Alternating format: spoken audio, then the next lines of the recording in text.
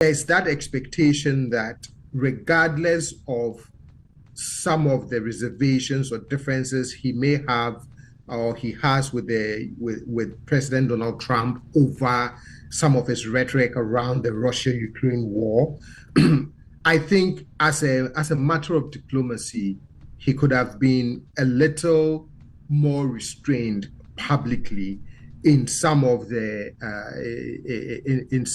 issues he was raising, and the things that he was drawing attention to.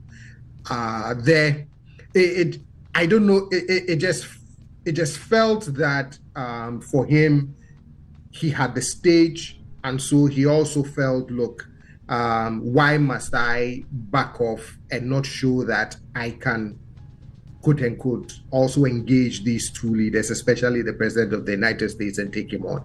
I mean, I'm not saying that is what he was thinking, but it just appears that he felt, you know what, I wouldn't be bullied on this public world stage. I would make my reservations known, all of that. But I was hoping that, given the context of the meeting and the invitation to the White House, that as a matter of diplomacy, he would have exercised a little more restraint.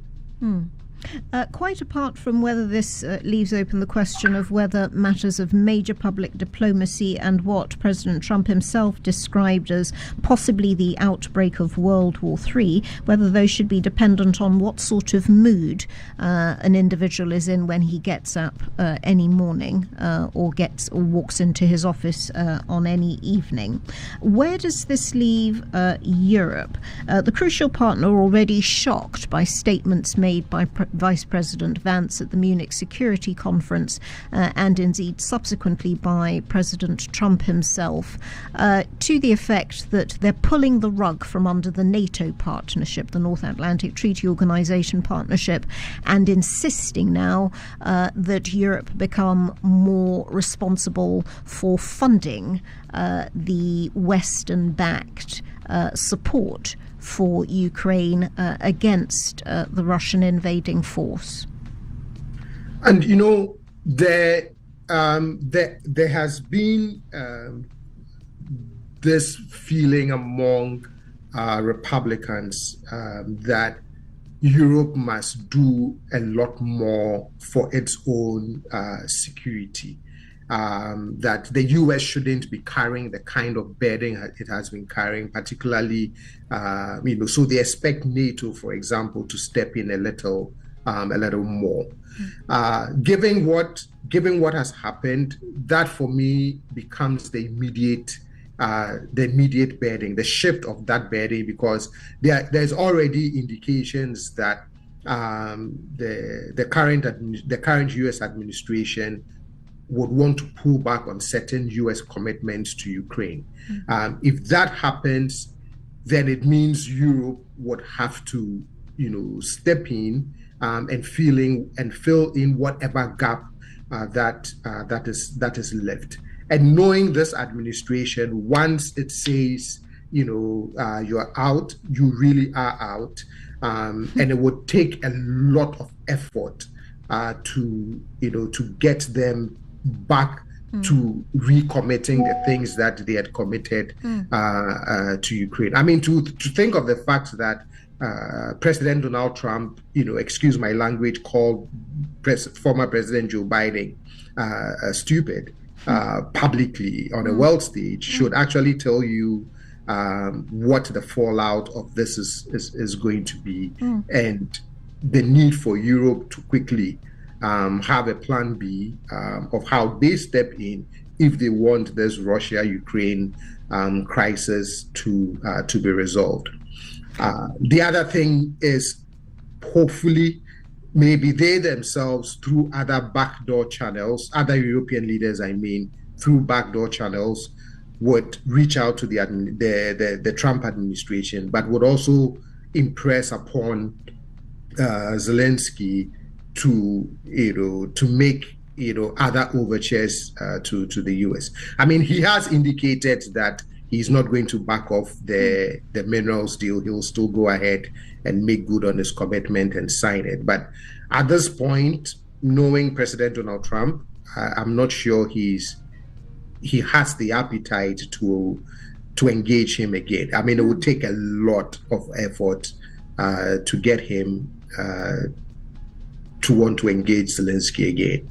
Well, hard to see how he could row back on that particular drama that ensued at the White House. Then, briefly to conclude, Professor Osae Kwapong, where does this leave Africa in the picture?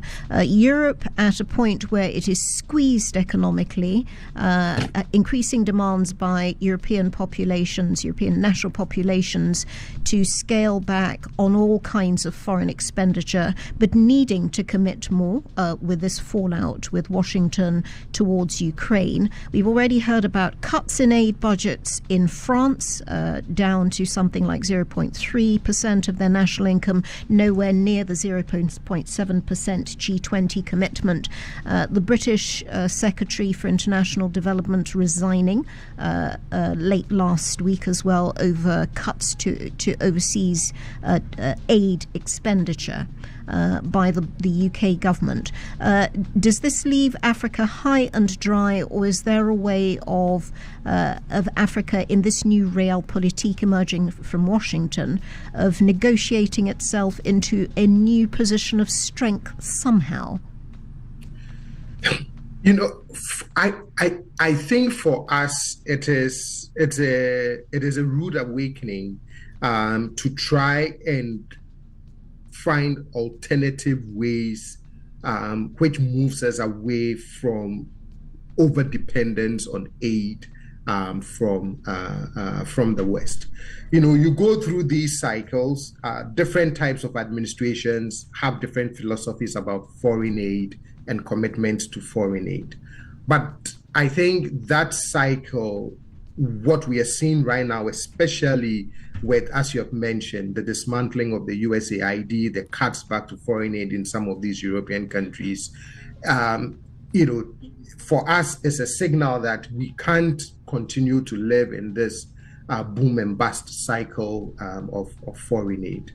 We have to start finding ways of becoming a lot more dependent on our own resources or other means of financing our development without the expectation of every time that some foreign aid is going to come in, which is where I find it a little unfortunate that former President Nana Akufo-Addo's idea of Ghana Beyond Aid and the blueprint that was developed to help us get to that part, that conversation didn't move forward as much as I would have liked. Because if you read that blueprint, the idea for me was brilliant, and for me, it was, if we had followed through with that commitment, it would have put us on a path of moving away from aid, and could have also offered a blueprint to other African nations to say, here's something that you can look at in terms of how you wean yourself off dependence on aid. But an opportunity lost is not an opportunity gone.